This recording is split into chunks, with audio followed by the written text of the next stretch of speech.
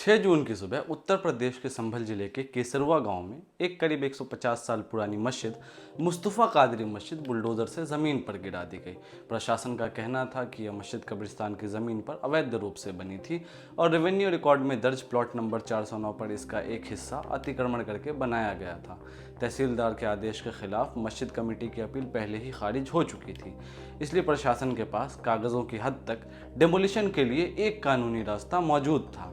लेकिन इस ध्वस्तीकरण की कहानी यही ख़त्म नहीं हुई। पुलिस का दावा है कि गिराने से पहले जब अधिकारी मस्जिद के भीतर गए यह जांचने के लिए कि वहां कोई कीमती सामान तो नहीं रखा, बचा हुआ तो नहीं है, तो उन्हें ऊपरी मंजिल पर एक लकड़ी के तख्त पर रखे गद्दे के नीचे 49 पोस्टर्स मिले, जिन पर लिखा था आई लव मोहम्मद। इसके साथ ही एक हरा झंडा भी मिला जिस पर चांद तारा बना था और जिसे पुलिस ने पाकिस्तान के झंडे जैसा बताया। इन्हीं दो चीज़ों के आधार पर एक पोस्टर और एक झंडा मस्जिद के मुतवल्ली जाकिर और 7 कमेटी सदस्यों के खिलाफ नखासा थाने में भारतीय न्याय संहिता यानी BNS की धारा 353(2) के तहत FIR दर्ज कर दी गई। FIR में पुलिस ने लिखा कि यह पोस्टर और झंडा हिंदू समुदाय में नाराजगी पैदा कर सकते थे और इस झंडे का मकसद सांप्रदायिक तनाव फैलाना था।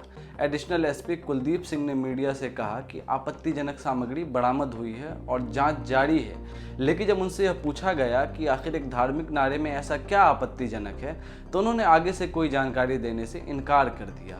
दूसरी तरफ सपा सांसद जियाउर रहमान बर्क ने सीधा सवाल पूछा है कि अगर उनके पास ऐसे पोस्टर हों, उनके पास झंडा हो, तो उनके खिलाफ क्या एक्शन होगा, क्या उनके खिलाफ भी यही धारा लगेगी? बर्क ने यह भी दावा किया कि यह मस्जिद कोई कल की बनी संरचना नहीं थी, बल्कि उत्तर प्रदेश गजट में 1995 के वक्फ संपत्ति के तौर पर दर्ज थी, क्रम संख्या 1951 पर, और इसलिए इसे अवैध अतिक्रमण नहीं कहा जा सकता। उन्होंने अदालत जाने तक की बात कही है। इस मामले पर कानूनी जानकारों की राय भी ध्यान देने लायक है। द वायर से बात करते हुए वकील वर्तिका मनी ने इस केस को धारा 353(2) के एक और उदाहरण के तौर पर देखा है, जहां इस कानून का इस्तेमाल धार्मिक अभिव्यक्ति को दबाने के लिए किया जा रहा है। यह भी ध्यान देने वाली बात है कि खुद FIR में लिखा गया है कि झंडा पाकिस्तान के झंडे जैसा दिखता है, न कि वो पाकिस्तान का झंडा है, और चांद तारे वाला हरा झंडा दरगाहों, मस्जिदों और धार्मिक आयोजनों में आमतौर पर इस्तेमाल होता है। यह किसी एक देश की पहचान नहीं है, बल्कि एक धर्म से जुड़े प्रतीक की तरह है। तो सवाल यह बनता है कि क्या एक मस्जिद के भीतर इस्लामिक झंडा और पैगंबर मोहम्मद के लिए प्रेम जताने वाला पोस्टर मिलना अपने आप में किस अपराध का प्रमाण है, या ये सिर्फ वही है जो एक मस्जिद के भीतर होना स्वाभाविक रूप से अपेक्षित है? और हमारे संग बहुत जास्ती हुई है, बहुत बहुत कमी हुई है। हम मस्जिद से कहाँ जाएंगे, नमाज कहाँ अदा करेंगे, हम बहुत काम खराब है हमारा।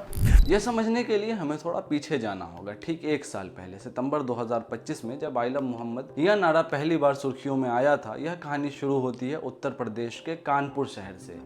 4 सितंबर 2025 को ईद मिलादुन नबी से एक दिन पहले सैयद नगर इलाके में मुस्लिम समुदाय ने एक रोशनी से सजा हुआ बैनर लगाया जिस पर लिखा था आई लव मोहम्मद। यह पैगंबर मोहम्मद के जन्मदिन के मौके पर मनाई जाने वाली खुशी का एक सामान्य इजहार था, लेकिन स्थानीय हिंदू समूहों ने इस पर आपत्ति जताई।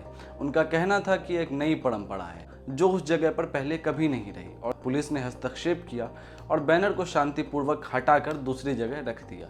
इसी पूरे विवाद के बाद 9 सितंबर को 9 नामजद और 15 अनाम लोगों के खिलाफ FIR दर्ज हुई। आरोप था सांप्रदायिक सद्भावना बिगाड़ने और सार्वजनिक व्यवस्था को खतरे में डालने का। हालांकि इस FIR में किसी की गिरफ्तारी नहीं हुई। कानपुर की यह छोटी सी घटना अगले 3 हफ्तों में पूरे उत्तर प्रदेश और फिर देश के दूसरे राज्यों तक फैल गई। मुस्लिम संगठनों ने इसे एक राष्ट्रव्यापी अभियान का रूप दे दिया। हर जगह बैनर लगाए जाने लगे, मार्च निकाले जाने लगे, यह दिखाने के लिए कि पैगंबर के लिए प्रेम जताना कोई अपराध नहीं है, बल्कि संविधान में दिए गए धार्मिक अभिव्यक्ति के अधिकार का हिस्सा है। लेकिन प्रशासन का रुख अलग था और इसी अलग रुख से यह विवाद अपने सबसे हिंसक मोड़ की तरफ बढ़ा। 23 सितंबर तक नागरिक अधिकार संगठन APCR यानी Association for Protection of Civil Rights ने पूरे देश में कम से कम 21 FIR और 1324 नामजद लोगों का आंकड़ा दर्ज किया, जिनमें से 38 लोग गिरफ्तार हो चुके थे। यह मामला सिर्फ उत्तर प्रदेश के कैसरगंज, शाहजहांपुर, बागपत, कानपुर, कौशाम्बी, उन्नाव, महाराजगंज, पीलीभीत और वाराणसी तक सीमित नहीं थे। गुजरात के गोधरा, उत्तराखंड के काशीपुर और महाराष्ट्र के वायकुला तक भी इसकी गूंज पहुंची। इसी बीच बरेली के मौलाना तौकीर रजा खान, जो इत्तेहाद मिल्लत काउंसिल के प्रमुख हैं, उन्होंने कानपुर में दर्ज FIR के खिलाफ 26 सितंबर को जुमे की नमाज के बाद एक विरोध मार्च का आह्वान किया। प्रशासन ने इस मार्च की इजाज़त नहीं दी। 25 सितंबर को इत्तेहाद मिल्लत काउंसिल ने एक बयान जारी करते हुए लोगों से प्रदर्शन में न आने की अपील की, लेकिन कुछ ही घंटों बाद रजा के समर्थकों के बीच यह संदेश फैल गया कि यह बयान फर्जी है और संगठन को बदनाम करने के लिए जारी किया गया है। नतीजा यह हुआ कि 26 सितंबर को जुमे की नमाज के बाद हजारों लोग इस्लामिया इलाके और आला हजरत दरगाह के आसपास जमा हुए। हालात तेजी से बिगड़े। पुलिस ने आंसू गैस के गोले छोड़े, लाठीचार्ज किया और शहर में इंटरनेट बंद कर दिया। इस हिंसा के बाद की कार्रवाई बेहद तेज और कठोर रही। मौलाना तौकीर रजा समेत दर्जनों लोगों को गिरफ्तार किया गया। अलग अलग रिपोर्टों के मुताबिक यह संख्या 55 से 75 के बीच बताई गई। इसी कड़ी में बरेली डेवलपमेंट अथॉरिटी ने डॉक्टर नफीस के घर पर बुलडोजर चला दिया, क्योंकि उनका नाम इस आंदोलन से जोड़ा गया था।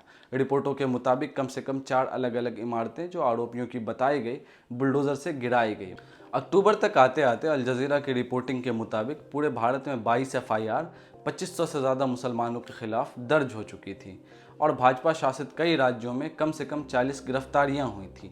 APCR के सचिव नदीम खान ने अल जजीरा से कहा कि अधिकारियों ने पैगंबर के लिए प्रेम जताने वाले एक नारे को आपराधिक कृत्य के तौर पर पेश किया और इसे उत्तेजक बताया। उनका यह भी कहना था कि कई जगहों पर प्रशासन ने FIR दर्ज करने और संपत्तियां ध्वस्त करने में कानूनी प्रक्रिया का पालन नहीं किया, जिसका मुस्लिम समुदाय पर गहरा सामाजिक और आर्थिक असर पड़ा है। भारत के सर्वोच्च न्यायालय ने पहले ही यह स्पष्ट कर दिया था कि बुलडोजरिया कार्रवाई को सजा के एक अतिरिक्त न्यायिक तरीके के रूप में इस्तेमाल नहीं किया जा सकता और किसी भी संपत्ति को गिराने से पहले उचित नोटिस देना जरूरी है।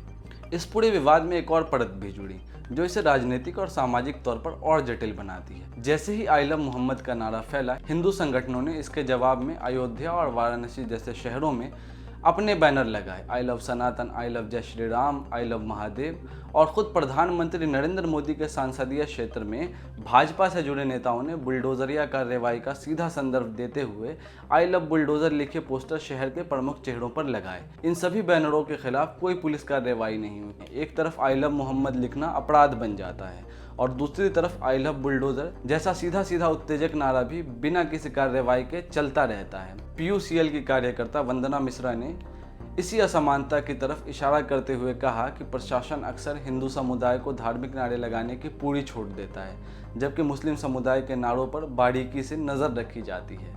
अब आते हैं इस पूरे मामले के कानूनी जड़ पर।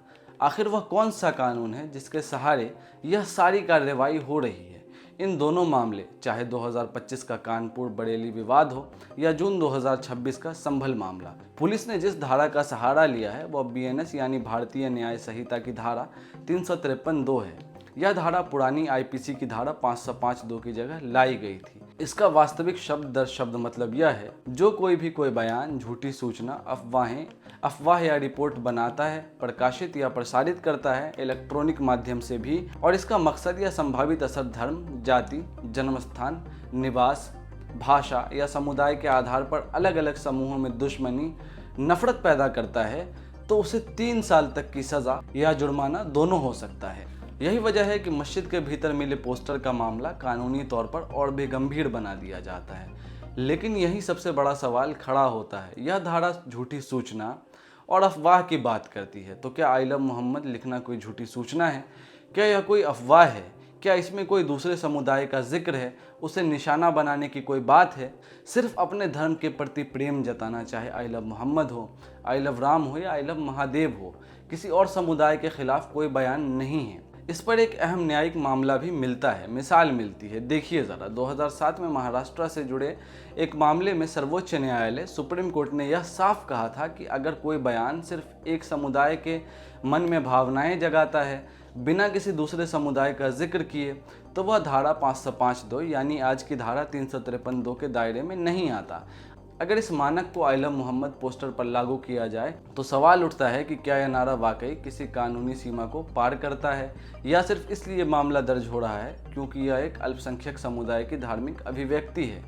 कानूनी जानकारों ने एक और चिंताजनक पैटर्न की तरफ इशारा किया है। यह धारा सिर्फ इसी विवाद तक सीमित नहीं है। मीडिया नामा की रिपोर्टिंग के मुताबिक धारा 353 का इस्तेमाल हाल के वर्षों में कई बार online posters, social media comments और यहाँ तक कि व्यंग्यपूर्ण राजनीतिक कंटेंट के खिलाफ भी किया गया है। यानी आई लव मोहम्मद मामला किसी अलग अलग घटना का नतीजा नहीं है, बल्कि एक बड़े पैटर्न का हिस्सा है, जहाँ एक व्यापक और अस्पष्ट कानूनी प्रावधान का इस्तेमाल बार बार अभिव्यक्ति को दबाने के लिए होता दिख रहा है। तो अब हम वापस आते हैं वहाँ जहाँ से इस पूरे वीडियो की शुरुआत हुई थी, संभल के मुस्तफ़ा कादरी मस्जिद और उसमें मिले 49 पोस्टर्स। यह घटना अलग थलग नहीं है, यह उसी सिलसिले की एक कड़ी है जो 1 साल पहले कानपुर से शुरू हुई, बरेली में हिंसा तक पहुंची और जिसमें हजारों लोगों के नाम FIR में दर्ज हुए, दर्जनों घर बुलडोजर से गिराए गए और एक पूरे शहर का इंटरनेट बंद कर दिया गया, सिर्फ इस वजह से कि एक समुदाय ने अपने पैगंबर के लिए प्रेम जताने वाला एक पोस्टर लगाया। हर बार सवाल वही रहता है जो शुरुआत में पूछा गया है, क्या किसी धार्मिक व्यक्ति के प्रति प्रेम व्यक्त करना अपने आप में अपराध हो सकता है?